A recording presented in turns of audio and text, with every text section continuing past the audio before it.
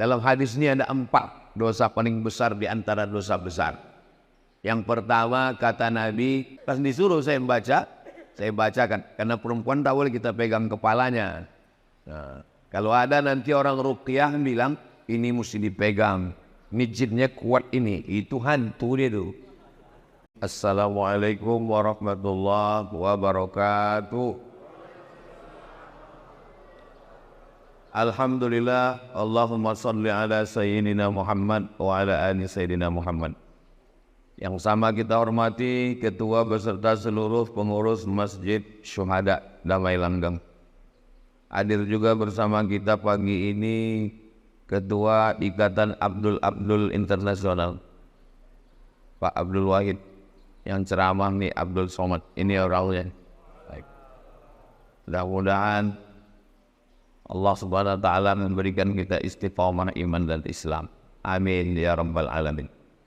Saya akan membacakan satu hadis yang diriwayatkan dari Sayyidina Anas bin Malik dalam kitab Sahih Al-Bukhari tentang 4 dosa besar. Nanti setelah hadis ini saya sampaikan, menjelang waktu sholat sunan isyraq, saya jawab beberapa pertanyaan. Setelah itu kita sholat sunan isyraq masing-masing. Setelah sholat sunan isyraq, kabarnya ada acara makan bersama di rumah masing-masing. Ada? Oh ada. Nah, itu mancing panitia aja. Ada kitab yang selalu dijadikan rujukan umat Islam dalam bidang hadis, Sahih Bukhari. Saking cintanya orang Indonesia dengan Imam Bukhari, maka bisa dihitung di antara kita ini semua pasti punya kawan atau keluarga namanya Bukhari. Paling tidak nama lakinya Pak Bukhari, nama kawannya Pak Bukhari, saking cintanya nama Bukhari. Apa arti Bukhari itu Pak Ustadz? Bukhari itu artinya orang Bukhara, nama negaranya Uzbekistan. Jadi kalau di ujung itu huruf iya, itu menunjukkan artinya orang, misalnya Madinah, iya tambah di ujung, Madani, orang Madinah, Makki, orang Makkah. Pekanbaru, payah juga, Pekanbarui. Jadi kalau di ujung itu ada huruf ya, nisbah, itu menunjukkan asal daerah. Ada Imam Masjidil Haram namanya Syekh Ahmad Khatib Al-Minkabawi, berarti Minangkabau. Syekh Muhammad Yasin bin Isa Al-Fadani, berarti orang Padang. Abdul Wahid Al-Indragiri, orang Inhil, Indragiri. Damai Langgengi, Damai Langge. Nah, jadi Bukhari itu bukan nama. Bukhari itu artinya orang Bukhara, Uzbekistan, berbatasan dengan Afghanistan. Yang mirip-mirip nama negaranya, Afghanistan, Uzbekistan, Tajikistan, Kirgistan, Pakistan. Ini adalah ulama besar. Nama lengkap dia Muhammad bin Ismail bin Ibrahim bin Al-Mughirah bin Bardisbah. Muhammad bin Ismail bin Ibrahim bin Al-Mughirah bin Bardisbah. Kenapa Ustadz hafal cuman sampai Bardisbah? Karena Bardisbah ini atuknya yang kelima, mu'allab Persia masuk Islam. Dia bukan orang Arab. Jadi kalau ada orang mengatakan, saya ini Pak Ustadz tak bisa bahasa Arab, tak paham Quran karena bukan orang Arab. Imam Bukhari pun bukan orang Arab. Tapi ada yang bilang katanya Ustadz Somad orang Arab. Arab cemas, Arab maklum. Jadi Imam Bukhari ini orang Persia, atuknya mu'allab, lalu kemudian umur 16 tahun dia pergi ke kota Makkah Al-Mukarramah melaksanakan ibadah haji. Lalu kemudian dari kota Makkah dia pergi ke kota Al-Madinah Al-Munawwarah ziarah ke makam Nabi Muhammad SAW. Ketika sedang ziarah itu, sedang di Madinah, dia bermimpi berjumpa dengan Nabi Muhammad SAW. Ketika dia sedang bermimpi dengan Nabi Muhammad SAW itu, dia bermimpi dia sedang mengkibaskan kipas pengusir lalat. Lalu setelah dia terbangun, ditengok kitab takwil, makna mimpinya itu mengkibaskan kipas menghalau lalat, artinya bahwa dia membersihkan ajaran Islam dari hadis-hadis palsu. Karena lalat ini membawa bakteri kotor, najis. Maka mengkibaskan kipas menghalau lalat artinya menghilangkan hadis-hadis palsu dari ajaran Islam. Dan memang akhirnya dia menulis kitab yang isinya sahih semua. Itulah dia dikenal dengan kitab Sahih Al-Bukhari. Kenapa disebut sahih? Karena isi dalam kitab Sahih Bukhari itu tidak ada hadis dhaif, tidak ada hadis palsu, semuanya hadis sahih. Memangnya ada hadis itu yang palsu Pak Ustaz? Ada. Kasih contoh hadis palsu. Al-Bazinjan Shifa'un min kulli da'. Terong obat dari segala macam penyakit. Itu hadis palsu. Siapa yang membuat? Bang jual terong. Jual terong tulat. Tapi tidak semua hadis tentang makanan itu palsu. Habbatus sauda Shifa'un min kulli da'. Hambah sauda, biji-biji hitam, sekarang sudah banyak dijual dalam bentuk minyak, dalam bentuk kapsul. Obat dari segala macam penyakit. Itu hadis sahih. Alaikum bisyifa'aini, hendaklah kamu berobat dengan dua obat penyembuh. Al-asal, madu. Hadis tentang madu ada yang sahih, ada yang dhaif, tapi tidak palsu. Jadi tentang hadis sahih, palsu, dhaif, itu kita mesti serahkan kepada para ulama. Yang paling mudah, kalau beli kitab hadis, tengok di bawah statusnya. Hadis sahih. Berapa status hadis? 4. Yang paling tinggi sahih. Di bawah sahih, hasan. Di bawah hasan, dhaif. Di bawah dhaif, maudhu'. Contoh hadis dhaif. Allahumma barik lana fima razaqtana wa qina azabannar. Dhaif.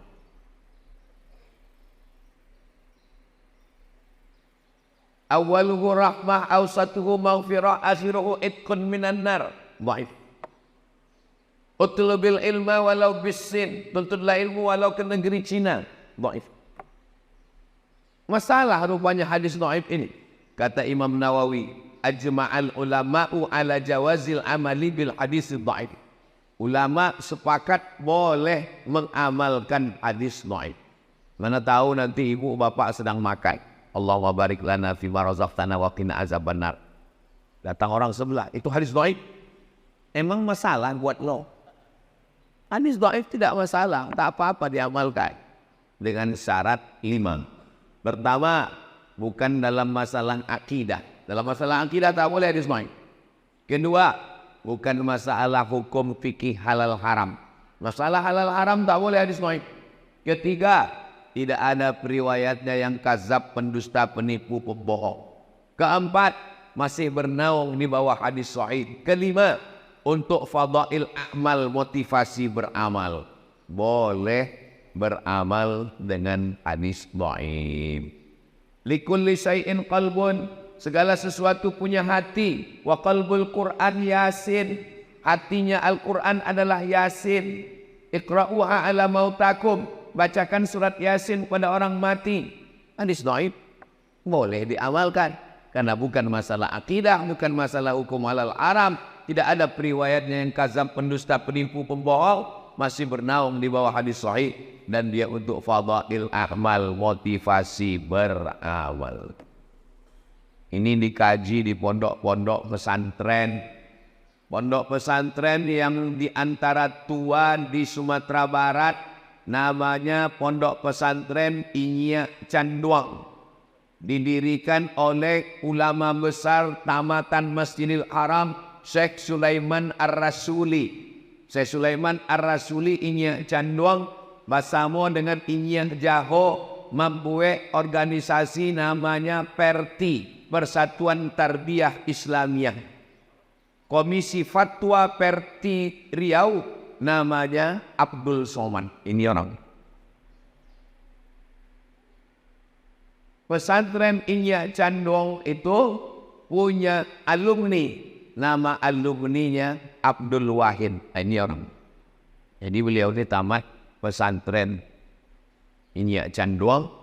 Lalu kemudian melanjutkan ke UIN Suska, Fakultas Tarbiyah. Lalu kemudian menjadi DPRD Provinsi Riau 2 periode. Lalu kemudian DPR RI. Dan segala balihonya banyak berserak-serak. Asal nampak baliho 3 itu beliau ada salah satunya saya. Tadi saya tengok baliho ini 3, rupanya 3 gambar saya. Adapun hadis yang mau kita kaji ini bunyi hadisnya Su'ilan Nabiyyu sallallahu alaihi wasallam anil kabair, an akbaril kabair. Nabi ditanya tentang dosa apa yang paling besar. Ada dosa besar, ada dosa kecil, ada dosa besar, ada dosa terbesar di antara dosa besar. Dalam hadis ini ada 4 dosa paling besar di antara dosa besar. Yang pertama kata Nabi, al-isyraku billah, syirik, mempersekutukan Allah. Siapa yang mempersekutukan Allah ini? Makanya nama perbuatannya syirik. Orangnya namanya musyrik. Kata mereka Tuhan itu ada jantan, ada betina. Tuhan yang jantan namanya Allah. Tuhan yang betina namanya Lata. Ada Lata, ada Uzza, ada Manat, ada Hubal, ada Jibti, ada Tawun, ada Naham. Tuhan jantan namanya Lata, Tuhan betina namanya, Tuhan jantan namanya Aziz, Tuhan betina namanya Uzza. Tuhan jantan namanya Manan, Tuhan betina namanya Manat. Tuhan jantan namanya Allah, Tuhan betina namanya Lata.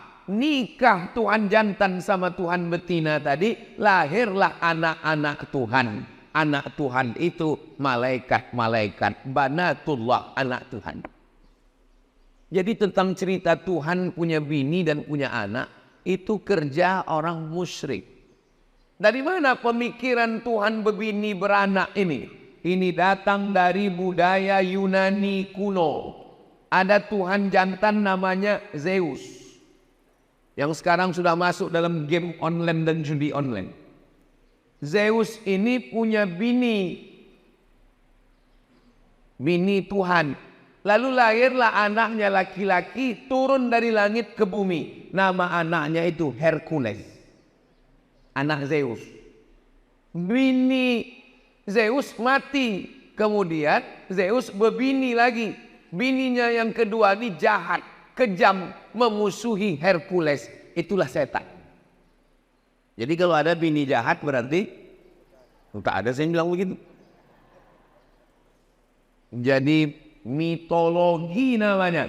Ketika datang Nabi Muhammad SAW, ajarannya yang pertama adalah jangan syirik. Makanya kalau orang mau masuk Islam, dia mesti bisa mengesampingkan ini semua. Ajaran pertama dalam Islam, la ilaha. Kau jangan menyembah pokok kayu. Menyembah pokok kayu itu syirik. Karena menduakan Allah. Kita diajarkan 17 kali sehari semalam. Iyyaka na'budu wa iyyaka nasta'in. Ini sekarang banyak orang iyyaka na'budu wa duku nasta'in. Kenapa berdukun itu syirik? Karena dukun-dukun berkawan sama setan. Dukun mintanya ke setan. Saya tak percaya Pak Ustadz dukun itu mintanya ke setan. Buka Quran juz 29. Ada satu surat namanya surat Al-Jin. Kenapa surat Al-Jin Bapak dengarkan aja pengajian. Ya terbaik. Karena pengajian subuh ini udah direkam. Kenapa surat Al-Jin? Karena memang makhluk jin itu ada. Siapa yang tak percaya kepada jin, berarti dia tidak percaya kepada surat Al-Jin. Kalau tak percaya kepada surat Al-Jin, berarti tak percaya kepada Quran. Jadi kalau ada orang mengatakan, kau jangan percaya kepada jin. Loh, memang ada dalam Quran. Yang tidak boleh itu adalah percaya bahwa jin bisa menguasai kita. Itu yang tak boleh. Karena yang berkuasa hanya Allah. La haula wa la quwwata illa billah. Makanya sebelum tidur malam dibaca Al-Fatihah sekali, Qul huwallah 3 kali, Al-Falaq sekali, An-Nas sekali, ayat kursi sekali, dihembuskan ke tapak tangan, disapukan ke muka, ke kepala, ke badan. Dibacakan Fatihah sekali, Qul huwallah 3 kali, Al-Falaq sekali, An-Nas sekali, ayat kursi sekali, dihembuskan ke air, diminumkan, dimandikan. Air yang sudah dibacakan ayat-ayat tak boleh dipakai cebok, diminum habis. Takut saya terkencing-kencing Pak Ustaz, siramkan ke pokok bunga. Kalau terganggu, yang anak gadis, yang cantik-cantik, jangan sombong. Karena tak semua laki-laki itu bisa menerima kenyataan. Nanti sakit hati dia, diganggunya pinggir jalan. Adek, mau tak nikah sama abang? Diam kau kucing kurap, tuih. Diambilnya air liur itu, dibawanya ke dukun. Dukun minta ke setan, dibacakannya mantra. Kakang telingobosi mulut kesongkang gigi terkunci. Makan mie ayam, nampak muka jantan tuh bergelombang. Makan bakso, nampak muka dia.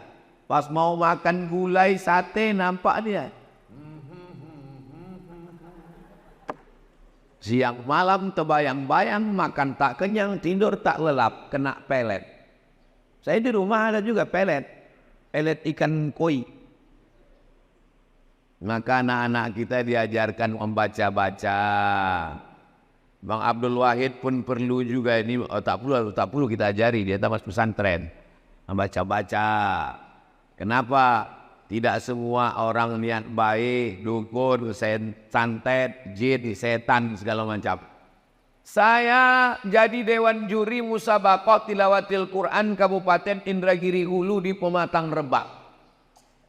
Pagi-pagi pergi saya mau sarapan. Pas mau sarapan dipanggil orang. Ustaz Somad, Ustaz Somad. Ada apa? Saya bilang, tolong Pak Ustadz, ini diganggu jin. Rupanya ada anak gadis perempuan, matanya wow. Orang itu rupanya udah membacakan ayat kursi, jinnya tak keluar. Suruh orang itu saya membaca, tak mungkin saya nolak. Masa LCMA nolak? Gengsi lah. Sebetulnya saya tak pernah meruqyah, tapi karena di ruqyah. Orang tuh kenapa jinnya tak keluar? Dibacanya pelan. Allahu la ilaha illa huwal hayyul qayyum. Mana mau dia keluar? Pas disuruh saya membaca, saya bacakan. Karena perempuan tak boleh kita pegang kepalanya. Nah, kalau ada nanti orang ruqyah bilang, ini mesti dipegang. Ini jinnya kuat ini. Itu hantu dia tuh. Saya baca ke telinga sebelah kanan dari jarak jauh. Allahu la ilaha illa. Sadar dia. Entah jin itu takut, entah terlalu kuat, Allahu a'lam. Sehat dia. Alhamdulillah. Sejak itu takut saya. Sejak itu kalau ada orang kerasukan diganggu jin, saya kasih nomor kawan saya. Hubungi nomor ini. Satu hari salah nomor, rupanya nomor BNN. Badan Narkotika Nasional. Bapak Ibu yang dimuliakan. Tapi tidak semua orang itu karena gangguan jin. Ini kadang banyak jamaah ini mengadu ke saya. Ustaz Somad tolong bacakan air Pak Ustaz. Laki saya ini malas sembahyang. Ustaz Somad tolong bacakan air Ustaz. Laki saya ini selingkuh. Lama-lama saya mikir, kenapa semua salah jin? Pas kita bacakan ayat kursi diminumnya, tak ada reaksi. Memang dia tidak terganggu jin. Laki kau gatal. Sikit-sikit salah jin, sikit-sikit salah jin. Karena kita kasihan juga sama jinnya. Nanti lama-lama keluar KPJ, Komisi Perlindungan Jin. Saking banyaknya jin yang teraniaya. Bahkan jin pun udah banyak yang pensiun. Kata jin, aku udah tak menggoda manusia lagi. Lebih parah pula orang itu dari aku lagi, kata dia. Bapak Ibu yang dimuliakan Allah. Dibawalah Ustadz Ruqyah ke rumah sakit. Sampai di rumah sakit, dibaca Ustadz nilai ayat kursi. Allahu la ilaha illa huwal hayyul qayyum. Diludahinya Ustadz. Apa kata dia? Sesama jin dilarang saling mengusir. Rupanya ulah yang membaca itu 11-12 sama yang dibaca. Jadi kata orang kampung kita, ini bukan masalah pistolnya, tapi masalah orangnya. Kalau bahasa kampungnya, man behind the gun. Orangnya. Imam Ahmad bin Hanbal, Imam Hambali tidak ada membacakan ayat kursi. Sakitlah adik raja di Baghdad, Irak. Sakit adik raja, diminta doa. Imam Ahmad bin Hanbal suruh datang ke istana. Kata Imam Ahmad bin Hanbal, aku tak perlulah datang ke istana. Lalu kemudian dikasihnya terompah kayu. Kita kalau bisa di toilet itu kasih terompah kayu. Kenapa di toilet terompah kayu? Supaya kaki tak kena najis. Karena setan masuk dari was-was akibat kaki kena najis bekas percik kencing. Waktu sedang sembahyang tuh, batal tak batal? Batal tak batal? Batal tak batal? Maka pakai terompah kayu. Imam Ahmad bin Hanbal mengasih terompah kayunya. Bawakan terompah kayuku ini, letakkan di dekat adik sultan yang sakit tuh. Diletakkan terompah kayu Imam Ahmad bin Hanbal, sehat. Tak perlu baca-bacakan ayat. Terompah kayu letakkan sehat. Hari berganti, musim berubah, pekan berubah, bulan berubah tahun, tiba-tiba kuman adik raja itu balik. Rupanya hari dia kuman itu, Imam Ahmad bin Hanbal meninggal dunia. Dibawakan orang tuh terompah kayu. Ini terompah kayu. Kata jin tuh, aku bukan takut sama terompah kayunya, tapi aku takut sama yang punya terompah kayu. Dan yang punya terompah kayu sudah mati. Jadi rupanya kalau kuat iman kita, belum lagi kita bacakan ayat itu, setan itu sudah lagi ligah pugang, nintang pukang tunggang larga. Kalau menengok dari jamaah subuh Masjid Syuhada ini nampaknya orang-orang yang ditakuti setan semuanya. Tapi nggak tahu juga lah ya. Mudah-mudahan kita selamat dari syirik, insya Allah. Amin. Jangan katakan orang kafir musyrik Makkah itu tidak beribadah. Orang Makkah musyrik Abu Jahal, Abu Lahab itu rajin beribadah. Waktu Nabi membersihkan Masjidil Haram, berapa jumlah Tuhan?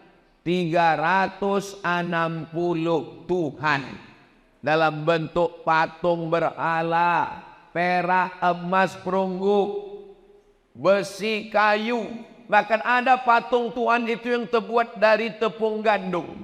Tepung gandum dicampur minyak samin, minyak sapi, diadon, dibuat gambar Tuhan besar, disembah mereka. Pas perutnya lapar, dicuilnya Tuhan tuh. Mohon maaf Tuhan, lapar kali perutku, kemana? Itu maka mereka disebut dengan jahil. Kenapa jahil? Karena tidak mengenal Tuhan. Maka dalam tauhid dikenal awwaluddin ma'rifatullah. Perkara pertama dalam Islam adalah mengenal Allah. Wujud tidak baqa mukhalafatu lil awadisi qiyamuhu binafsihi wahdaniyah qudrat iradat. Tapi dakwah pengajian ke kampung-kampung tak sampai. Jangankan ke kampung, ke Palas aja tak sampai. Mohon maaf Ustadz Somad, tolonglah kirim Ustadz-Ustadz ke Palas nih Pak Ustadz. Tak sampai Ustadz Ikmi, Ustadz MDI dari Pekanbaru Pak Ustadz. Gas motor tuh cuma sampai di jembatan Leton. Asal sampai leton, mati mesin. Itulah maka Ustadz Al-Nob Dinar membuka pesantren di Palas. Alhamdulillah, anak-anak tahfiz Quran itu yang jadi imam. Saya tak sanggup berdakwah masuk kampung ke kampung. Yang kami masuk cuman Bagan Benio, Talang Mama, Talang Perigi, Talang Jerinjing. Itu yang kami cuman sanggup masuk. Yang bisa mengirim dai-dai ke pedalaman Riau ini adalah gubernur. Kalau terpilihlah gubernur yang peduli pesantren, tamat pesantren, peduli dakwah, dikirimnya lah dai-dai ke pedalaman insya Allah. Mudah-mudahan terpilihlah orang yang peduli kepada dakwah insya Allah. Amin. Tapi kami bingung Pak Ustadz, banyak kali balego-balego sekarang. Kalau tuan sholat Jumat jangan lupa bawa kain. Kalau udah ada yang ada gambar Ustadz Somad jangan lagi ke yang lain. Jelas. Kalau tuan pergi ke Palas jangan lupa membawa kawan. Kalau ada yang bilang tak jelas memang dia belum sarapan. Yang kedua, apa itu dosa besar? Uququl walidain, durhaka kepada orang tua. Tahu Bapak Maradona? Maradona ditanya, siapalah orang yang paling kau idolakan Maradona? Kata Maradona, ayahku melepuh keringatnya mencari makan untuk aku. Lalu kemudian dia balik ke rumah. Ayah Maradona itu kuli. Balik dia ke rumah. Dia bilang, kami tanya, ayah dari mana? Aku dari jalan-jalan tadi, kata dia. Karena dia ingin menyenangkan hati kami. Dibelikannya aku bola. Dialah yang pertama kali membelikan aku bola, menyuruh aku ke lapangan bola. Tak layak aku membanggakan orang lain. Sementara ayahku yang sudah berpeluh keringat, darah, air mata, membelikan bola untuk aku. Jadi Maradona itu mungkin akidahnya tak sama dengan kita. Tapi pasal kepada orang tua, dia termasuk orang yang berbakti kepada orang tua. Saya tidak mengajak Bapak Ibu suka sama Maradona. Tak suka ya tak apa-apa. Kita bebas, kita demokrasi kok. Tapi jangan caci maki, sumpah serapah, ejek mengejek, bully membuli. Begitu juga dalam hal masalah pilkada ini. Jangan, beda biasa. Tapi jangan caci maki, sumpah serapah. Kalaupun ngejek, hati-hati juga. Ini survei kan udah 35%. Susah mengejarnya. Kalaupun ngejek, ya sekedarnya aja lah. Susah nanti memperbaiki hubungan kita. Saudaraku yang dimuliakan Allah Subhanahu wa Ta'ala. Jadi masalah orang tua, mudah-mudahan anak-anak kita ini semua anak-anak yang berbakti kepada orang tua insyaallah. Amin. Yang ketiga, yang dosa terbesar itu adalah qatlun nafsi, membunuh. Membunuh, benci, sakit hati sama orang, sewa preman, tabrak, mati, kecelakaan, padahal membunuh. Sakit hati sama orang, pergi ke dukun, santet, dibunuh pakai jin. Jin bisa membunuh. Sahabat Nabi ada yang meninggal dibunuh jin. Namanya Sa'ad bin Ubadah. Dibunuh jin di dalam toilet. Memang udah sampai ajalnya, mati syahid. Kita sebelum masuk ke toilet, Allahumma inni a'udzubika minal khubusi wal khaba'is. Begitu kita bacakan Allahumma inni a'udzubika, maka langsung badan kita itu dipasang Allah penutup, sehingga jin setan yang ada di toilet itu tak bisa menengok kita. Saya pergi ke stasiun kereta api Pringsewu. Bahasa Jawa sewu itu artinya apa?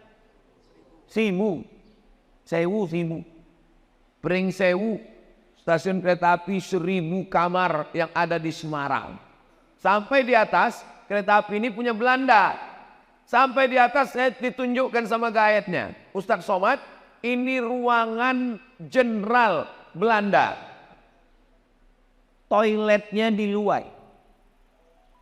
Jadi rupanya Belanda itu dulu tahu toilet itu tempat setan, dibuatnya jauh-jauh. Itu beda orang dulu sama orang sekarang. Orang dulu makannya di rumah, buang air besarnya di luar. Orang sekarang makannya di luar, buang air besarnya di kamar. Ustaz Somad ini ngomong gitu macam toilet dia tidak di rumah aja. Toilet saya di rumah, tapi ada dindingnya, ada pintunya. Ditutup, mau tidur malam ditutup. Baca doa, mau masuk ke dalam Allahumma inni a'udzubika minal khubuthi wal khaba'is, dipasang Allah semacam protek pelindung, tertutup badan kita ini semua. Jadi orang yang tak baca doa Allahumma inni a'udzubika minal khubuthi wal khaba'is, masuk ke toilet, ditengok jin, ditengok hantu, ditengok setan. Syukur-syukur setan itu kalau cuma nengok, kalau dia streaming, hidupnya kamera, ditonton semua sama kawan-kawannya. Masa setan itu canggih juga punya handphone macam kita Pak Ustaz? Baca buku Isa Daud dari Mesir, judulnya Al-Hiwar Ma'a Jinnil Muslim. Teknologi jin lebih canggih daripada teknologi zaman kita sekarang. Mana buktinya? Jin Ifrit. Jin Ifrit sanggup memindahkan kursi Balqis dari Yaman ke Palestina sebelum Nabi Sulaiman berdiri. Kata Nabi Sulaiman, ayyukum ya'tini bi'arsyiha qabla an ya'tuni. Siapa yang sanggup membawa kursi Balqis dari Yaman ke Palestina 3000 km sebelum Ratu Bilqis sampai, apa kata Jin Ifrit? Ana atika bi qabla an taquma min maqami. Aku bisa memindahkan kursi Balqis dari Yaman ke Palestina sebelum kau tegak dari tempat duduk. Tegak dari tempat duduk itu berapa detik? 5 detik kalau tak kena osteoporosis. Cobalah tegak. 1, 2, 3, 4, 5. Pindah kursi Balqis. Ada sekarang orang yang bisa memindahkan ini 5 detik ke Palestina? Tak ada. Kalau ada kita minta jasa dia memindahkan supaya Benyamin Netanyahu itu pindah ke Damai Langgeng. Sampai sini baru kita gulai dia. Asam podeng. Uquful walidain, durhaka pada orang tua yang keempat. Pertama, syirik. Kedua, durhaka orang tua. Yang ketiga, membunuh. Yang keempat, syahadatuz zur, kesaksian palsu. Jangan bersaksi palsu.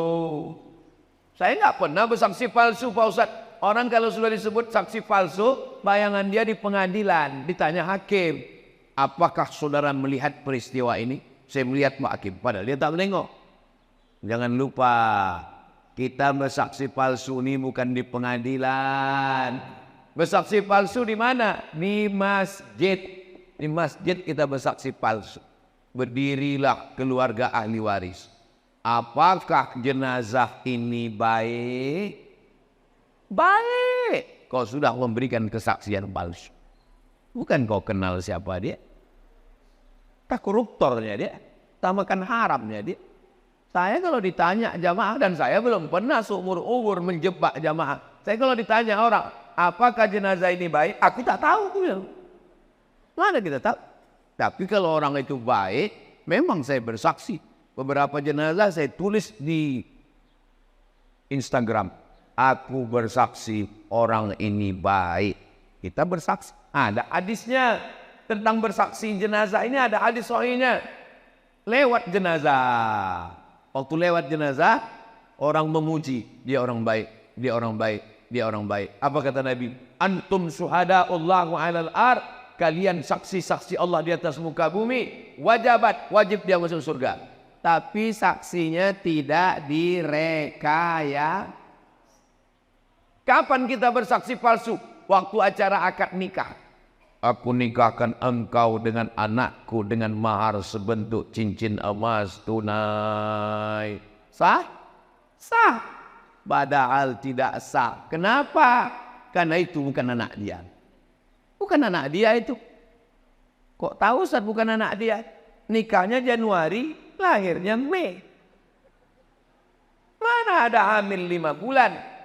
9 bulan 10 hari baru lahir. Kenapa pula nikah Januari lahir Mei? Pas ditanya berapa bulan lahir? 5 bulan. Kok cepat kan? Ini edisi minimalis. Mana bisa? Itu bukan anak kamu. Ini sudah tes DNA ke Singapura Pak Ustadz. Darahnya sama. DNA tak laku dalam nasab. Wah. Nasab dalam Islam itu bukan pakai DNA. Tapi inilah jelas itu memang, maaf cakap, memang benih dia. Tak ada laki-laki lain. Kenapa tak diakui? Di mana kesalahan dia? Kesalahan dia satu, mencoblos sebelum hari H. Kertas yang dicoblos sebelum tanggal 27 November tidak diakui KPU. Jelas? Apanya yang jelas ini? Jelas nasab tadi tak diakui karena dia sudah ada sebelum akad nikah. Jangan nikahkan anak yang hamil. Malu. Dulu di Pinang tak dikasih. Datang orang meminang baik-baik tak dikasih. Muncul niat jahatnya. Tanam pinang rapat-rapat supaya puyuh tak dapat lari. Sudah Pinang tak dapat. Aku bawa ke hotel, ku hamili, kata dia. Nauzubillah. Banyak orang tua sekarang lebih mau makan di daun daripada makan di pinggan. Di Pinang tak mau. Mau mencari menantu kaya. Mau mencari menantu hebat. Sudah hamil baru tahu rasa. Barulah dinikahkan. Itu nikahnya menurut mazhab Syafi'i sah. Nikahnya sah. Yang jadi masalah setelah lahir anak. Lahir anak tak boleh dibinkan ke dia. Karena itu bukan anak dia. Lahir anak, mati si bapak, anak ini tak dapat hak tawaris karena mereka tak ada hubungan nasab. Lahir anak laki-laki, setelah itu lahir adiknya perempuan. Ini si abang anak pertama ini tak bisa jadi wali bagi adiknya karena mereka dianggap saudara seamak, bukan saudara seayam. Meninggal tak dapat warisan. Menikah, kebetulan anak hasil coblos sebelum hari H tadi, anak itu perempuan 25 tahun umurnya, cantik, dipinang orang. Tak bisa kau walikan, Pak. Itu bukan anakmu. Lalu walinya siapa kalau dia mau nikah nanti? Fasultanu waliyun man la waliyalaha. Walinya adalah wali hakim, Pakku. Enggak enak lah Pak Ustadz, saya dulu kenapa ya? Enggak enak lah Pak Ustadz, saya kan bapaknya, gimana cara saya menolak? Mesti kuajari juga cara menolak, pura-pura mencret, kalau sakit perut tak bisa. Kalau ditanya Pak Kua, mohon maaf Pak Kua, aku tak bisa mewalikan ini. Pak Kua tahulah, iyalah bukan bapak aja, memang udah begitu, udah kebanyakan sekarang kan. Jaga anak-anak kita Pak, jaga anak-anak kita Bu. Saya ini lemah penceramah Ustadz. Yang bisa menjaga itu adalah pemimpin yang bisa memasukkan pendidikan agama ke sekolah umum, merendahkan biaya pendidikan pondok pesantren. Ustadz Al-Nob ini pimpinan pesantren Nurul Azhar Palas. 1 tahun 25 orang gratis. 25 orang, sekarang 100 orang gratis. Laki-laki di Palas. Saya di Mahat Az-Zahra, Limbo Panjang perempuan, setahun gratis 25. Setahun cuman 100 orang yang sanggup kami gratis. Jadi Ustaz Somad menggratiskan santri di Limbo Panjang 100 gratis, yang lain bayar. Dari mana Ustaz bisa dapat duit 100 itu? YouTube. Jadi kalau ada orang memfitnah saya, memang sakit hati saya. Itu Somad itu beli mobil itu dari YouTube tuh. Itu maka bunyi knalpotnya tuk. Semua duit YouTube itu untuk makan santri, gaji guru, beli beras, beli gulai, beli ikan, bayar listrik, bayar lampu. Tidak pernah duit YouTube ini masuk ke rekening saya. Masuk semuanya. Ustadz ku tengok keliling kemana-mana dengan Bang Abdul Wahid. Kenapa Ustadz berkeliling? Apa salahnya sesama Abdul saling tolong menolong? Ini jangan-jangan Ustaz dapat duit banyak ini Pak Ustaz. Tanya Ustaz Al-Nob. Kita punya program 20 jam. Hari Sabtu, hari Jumat Sabtu. Jumat Sabtu bulan Oktober, Jumat Sabtu bulan November. Semua duit yang masuk diserahkan untuk makan santri, gaji guru. Ini perlu saya jelaskan di tempat yang suci ini. Supaya apa? Jangan ada dusta di antara kita. Bapak Ibu yang dimuliakan Allah. Jelas? Bahasanya jelas. Tak terasa waktu ini berlalu. Sudah habis waktu sholat sunat isyraq masuk. Padahal tadi saya bilang jawab pertanyaan. Rupanya kalau kita ceramah di tempat orang yang hatinya bersih itu, Tak terasa waktu itu berlalu. Saya pernah ceramah di tempat orang yang hatinya suntuk. Lama kali terasa tauhid. Kapan itu Pak Ustaz? Waktu acara buka bersama. Oh gini loh orang tuh. Selesai tausiah, mohon maaf Pak Ustaz, saya mohon maaf Bapak Ibu, saya tadi waktu tausiah itu lama kali saya rasa, saya bilang. Kata jamaah itu kami yang mendengar lebih lama lagi Pak Ustaz. Saya jawab dulu ini dulu, habis saya jawab baru kita sholat sunat isyraq 2 rakaat. Saya seorang muslimah sudah tak muda lagi, usia 35 tahun. Masalah umur ini bukan masalah angka, Besti. Umur ini masalah rasa. Saya nih rasa saya sekarang rasa 27 aja. Beberapa bulan yang lalu datang seorang laki-laki berusia 28 tahun. Ingin menjalani hubungan serius dengan saya. Kalau memang dia serius, jangan cuma berani bawa mawar, tapi berani bawa mahar. Saya selidiki laki tersebut ternyata pekerjaannya seorang pembeli berondolan sawit. Mantap. Dan dia mau sholat tapi belum 5 waktu. Tambah. Kemudian pas hari Jumat beliau saya WA di waktu sholat Jumat dan dia menjawab WA saya dan kita chattingan sepanjang waktu sholat Jumat. Jangan terima lagi.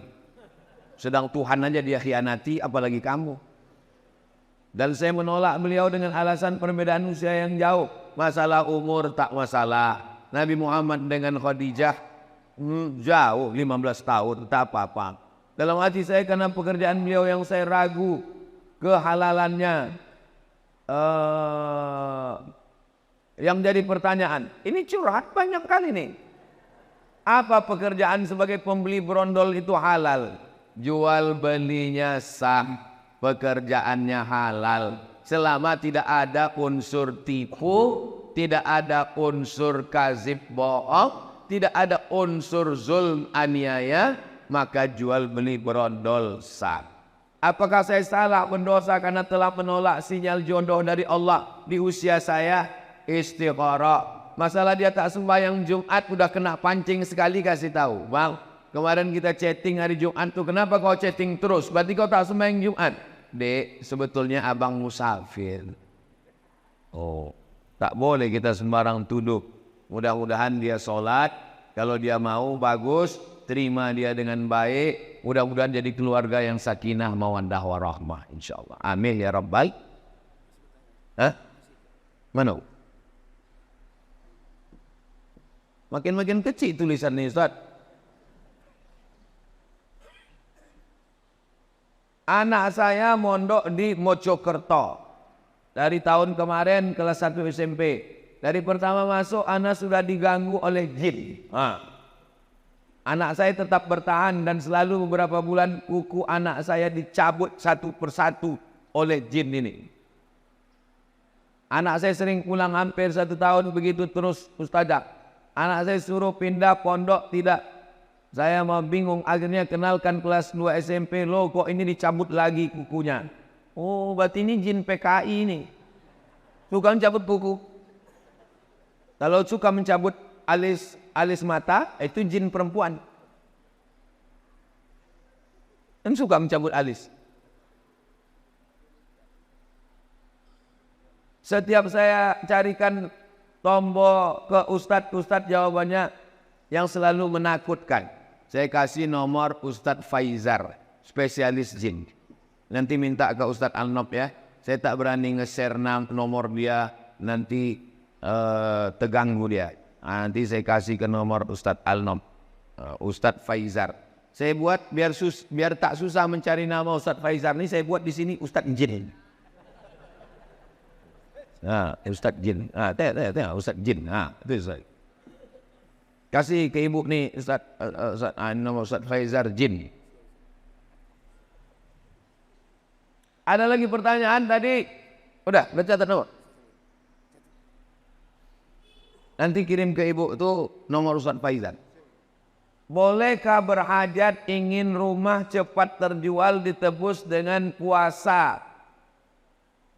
Oh, jadi kalau rumah terjual puasa, kalau tak laku-laku tak puasa-puasa.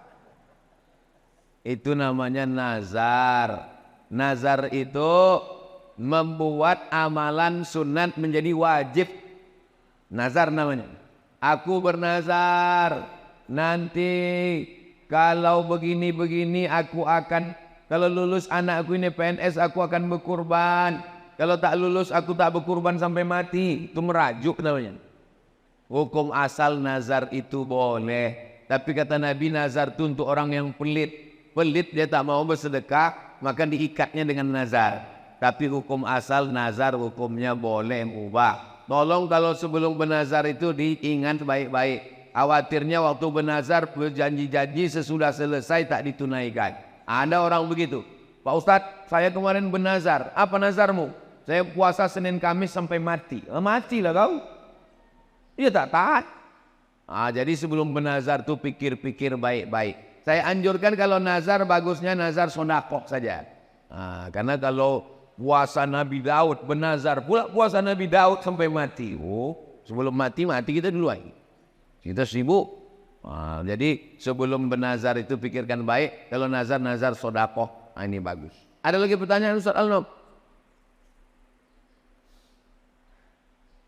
Apakah cerita Sa'ban dan Sa'labah itu termasuk hadis palsu Pak Ustaz? Hadis palsu. Usah diriwayatkan lagi. Usah disebar-sebarkan lagi.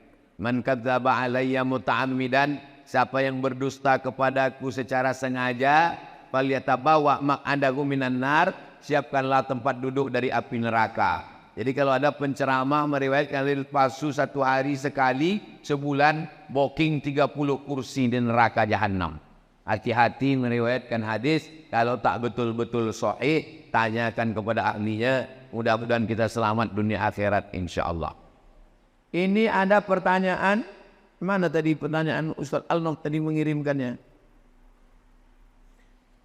Saya mengalami maaf cakap, keputihan terus menerus. Sebelum sholat saya bersihkan, dan ketika sholat keluar. Bagaimana Pak Ustadz?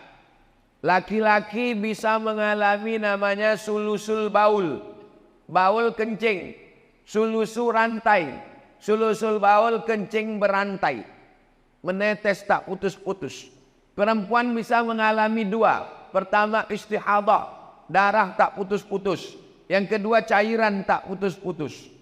Maka cara mengatasinya bagaimana? Dibersihkan sebelum masuk waktu sholat. Pergi ke toilet, bersihkan, sesudah itu pakai pembalut. Setelah dipakai, berwuduknya setelah masuk waktu. Jadi kalau zuhur jam 12.15, jangan berwuduk sebelum azan, sebelum masuk waktu. Begitu mendengar suara azan, Allahu Akbar, Allahu Akbar, masuk ke toilet, bersihkan, pasang pembalut, maka yang menetes setelah wuduk tadi, ma'fu anhu, termaafkan. Bisa terjadi tiga. Pertama, sulusul baul kencing tak putus. Kedua, istihadah darah tak putus. Ketiga, cairan yang tak putus keluar. Khurujus syai'i anis sabilaini, keluar sesuatu dari dua jalur. Dari kubul bagian depan, dubur bagian belakang. Kalau keluar dia batal wudhu. Kalau batal wudhu, batal sholat. Tapi ada keringanan. Kalau dia menjadi penyakit berobat, berkusuh. Kalau tak juga sembuh, maka dia menjadi ma'fu anhu, termaafkan. La yukallifullahu nafsan illa wus'aha. Itulah kaji kita subuh ini. Mudah-mudahan berkah. Kita sholat sunan isyraq. Habis itu nanti kita tak tahulah tahap kata panitia. Habis itu kami nanti akan lanjut ke Pasar Pagi, lanjut ke dialog. Habis itu kami ke Rokan Hulu, ke Pasir Pangarayan, ke Ujung Batu. Jadi Ustaz Somad ini keliling-keliling terus nih sampai kapan? Sampai tetes darah penghabisan. Tanggal 27 November, hari Rabu, jam 12 siang, tutup TPS. Barulah selesai. Ala hazihin niyah al-Fatihah. A'udzubillahi minasyaitonirrajim. Bismillahirrahmanirrahim. Alhamdulillahirabbil alamin. Arrahmanirrahim. Maliki yaumiddin. Iyyaka na'budu wa iyyaka nasta'in. ihdinas siratal mustaqim siratal ladzina an'amta 'alaihim ghairil maghdubi 'alaihim waladdallin. Amin. Allahumma salli ala sayyidina Muhammad wa ala ali sayyidina Muhammad. Assalamu alayka ya Rasulullah. La tada' lana dzamban illa ghafarta. Pulang kami dari masjid syuhada ini bersih dari dosa-dosa. Wala dainan illa qadaita. Tolong kami lepas dari hutang piutang riba. Wala maridan illa syafaita. Yang sakit-sakit angkat penyakitnya. Wala mayitan illa rahimta. Yang meninggal dunia ampunkan dosanya. Wala aziban illa zawajata, yang belum menikah jumpakan dengan jodohnya. Wala raghiban illa anjabata, berikan keturunan soleh solihah anak penghafal Quran. Ya qadiyal hajat, engkau menunaikan hajat. Iqdi hajatina, tunaikan segala hajat kami. Allahumma rzuqna imaman adila, berikan riau pemimpin yang adil dan amanah, pemimpin yang takut kepada engkau ya Allah, pemimpin yang peduli kepada anak yatim fakir miskin ya Allah. Rabbana taqabbal minna innaka antas samiul alim wa tub alaina innaka antat tawwabur rahim. Rabbana atina fid dunya hasanah wa fil akhirati hasanah wa qina azabannar. Wa sallallahu ala sayyidina Muhammad wa ala alihi wa sahbihi wa sallam walhamdulillahi rabbil alamin. Taqabbalallahu minkum minna wa minkum taqabbal ya karim. Salat sunat Isyraq 2 rakaat. Habis itu baru kita bersalam-salaman. Usolli sunnatal isyraq raka'ataini lillahi ta'ala. Terima kasih segala perhatian, mohon maaf segala kesilapan. Wassalamualaikum warahmatullahi wabarakatuh.